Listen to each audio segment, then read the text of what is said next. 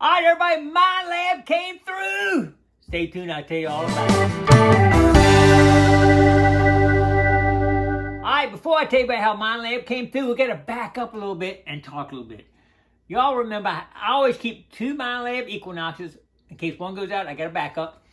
Well, I had one that was still in warranty. I thought it started to leak a little bit, so I put this tape on back, and then I had my backup. I put this tape on back, and actually tried to seal around here on different spots and all, trying to make sure it didn't leak, because been having trouble. I had several replaced through Minelab that leaked on me. And first, let me tell you this. You know, I was thinking that the speaker was the #1 cause, and so I put it on this one, I put it on my other one, and actually John Boy put a piece of the tape on his, and it actually tested the tape, made sure it didn't leak, and his was 100% sealed. All 3 of them leaked. So we know it's not the speaker, but get back to Minelab. The one that I sealed was still in warranty, but you shouldn't mess with any detector loss in warranty. I knew it was getting ready to run out. I figured if I did it, I only had 3 weeks left. It's going to last anyway, right? Or months probably at the time. I said it'll last that long anyway. Well, it didn't. Unfortunately, it leaked with this stuff I put on it. So anytime you modify anything, any detector, the warranty could be questionable because they can say you modified it and it's not under warranty. And I knew that when I did it, but I went ahead and sent it in to see if Minelab would cover it.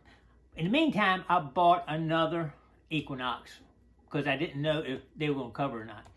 So anyway, got in, I got a call from Minelab, and they said, hey, you mess with it, you know, we could, but we'll check it. Anyway, what they do is they put pressure inside the unit and see where it leaks at. Now, if it had leaked somewhere that I had touched or messed with, they wouldn't have covered it for sure. But it actually leaked through a small crack. And it says an unusual crack. That's not where they normally find the leaks at. But anyway, it was not anything I had done, so they did cover it.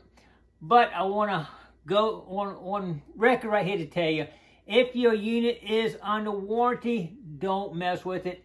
Minelab has always replaced anything I've ever had a problem with. Multiple detectors that leak, my arm cuff, my shaft, they've replaced it, everything with no question. So don't modify it if it's still on warranty. After warranty and you're trying to do something, that's another whole story. But back to my backup unit that also leaked, and that's this one right here. It's out of warranty. It ran out in January. My other one runs out this month, but the one that they're replacing. This one ran out back in January. I've had them for 3 years now. And they pay for themselves many times over, so I don't have a problem buying another one. But anyway, I got that one, and luckily I got it before this one went out on me, so that was a good thing. So I only have one right now, but I got one coming in the mail, so we're in good shape there. But what I was going to say is, I'm not sure where the leak is now, but one thing that I got a call from Minelab. I asked him, what's the problem? Where are they leaking at? Because, you know, we all want to know, right? He said, the #1 place that they leak at, he said, was, you know, we all buy the Detect Edge shafts to put on these things. Detect Edge shafts are the best out there. I love them. I've been using that 2.5 years now, no problems. And I beat those shafts to death. So they have the Gigmaster seal of approval. Detect Edge. If you want, I'm gonna put a link to some of the stuff down in my Amazon links down in the video description if y'all are interested in this stuff. But anyway, he said, if you notice here, I'm gonna get a close-up view of this. You take this off, you know, to put it on the new shaft. You got this piece that goes on here that bolts up. Well, if you look inside here, you got little brass screws in here that this thing bolts onto. And you put this on here and you tighten these screws down with your Allen wrench and you go in here like that. He says what happens, a lot of people will take these things and they over torque these screws, crank down on them. And basically what you're cranking down on is a piece of brass mounted in plastic. Something's going to give if you crank down on it hard enough. This brass probably pulls out or twists and makes a small crack here, and that's where they're leaking from. And he said that's one of the main places they leak. He did mention about the battery compartment. We'll talk about that in a minute. But this, I'm going to tell everybody right now, when you tighten these screws down, make sure, I would say, go ahead and just snug it. Don't crank down on it. And always go opposite. Then you snug this one, and you snug this one, and snug the opposite one here. Just barely with that way. Don't come over here and try to crank it down with that leverage of that thing. Just barely snug it. You could always go back and test it another, a couple of days just to make sure it's still tight. But just snug them. Do not put that stress on those brass screws in there. So anyway, that's number one. Talking about the battery compartment. Some of y'all may not have seen this. I got this one taken out, got the battery disconnected. If y'all have never seen this, the battery actually goes right inside here, and that's how it's mounted. I actually opened the oven up for us, and as soon as I opened it, water came out, so it definitely got water in it. This one I opened up, it was dry, so I'm not sure. This could have another failure inside that I don't know about, maybe, I don't know. But what we're going to do, I'm going to do a test on this one, and to see where it leaked at. How I'm going to do a test? I got access to dry ice. My brother works for dry ice in his company. I get it all the time I want.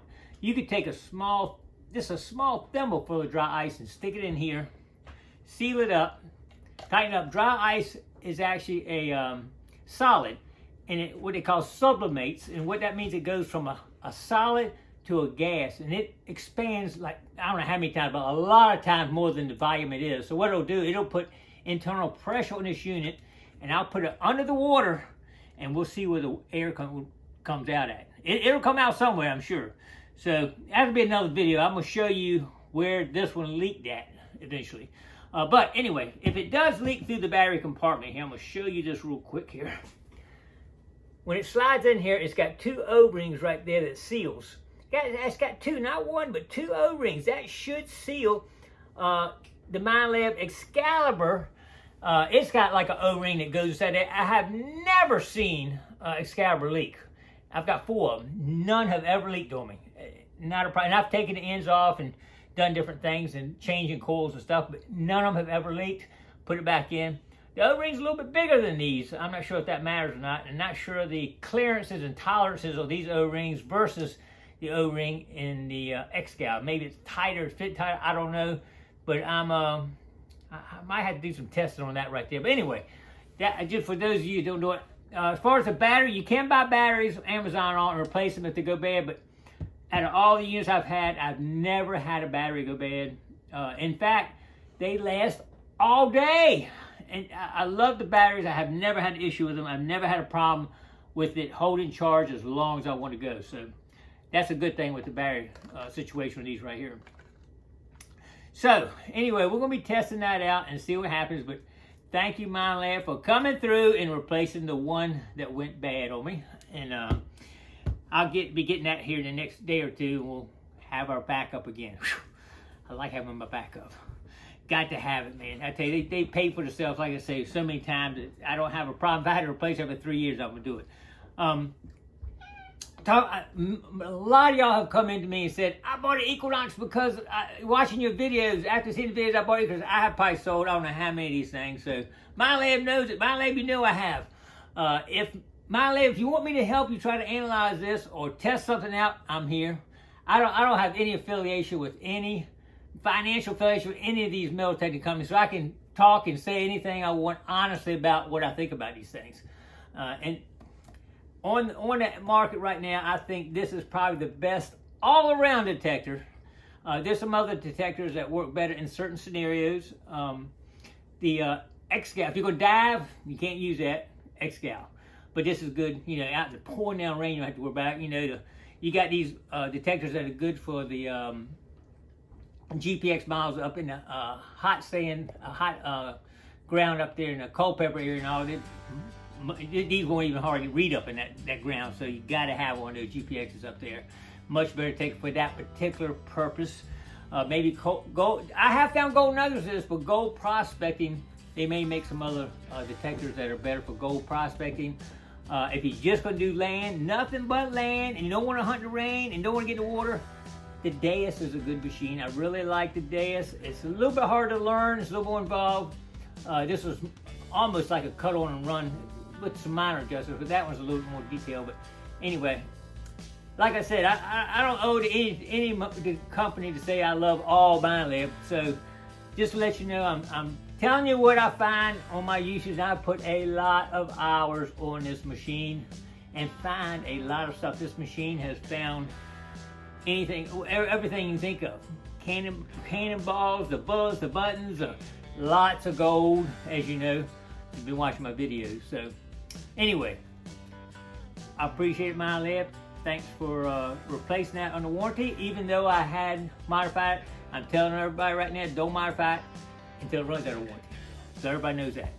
All right, well, I just want to kind of give everybody an update on the Equinox and the situation I had with the leakage and what I'm trying to do to fix the leakage. I still think that speaker has a weak point. You know, if I've never had this over 2 foot of water, but if you go much deeper, I mean, I think that water pressure could potentially get to it.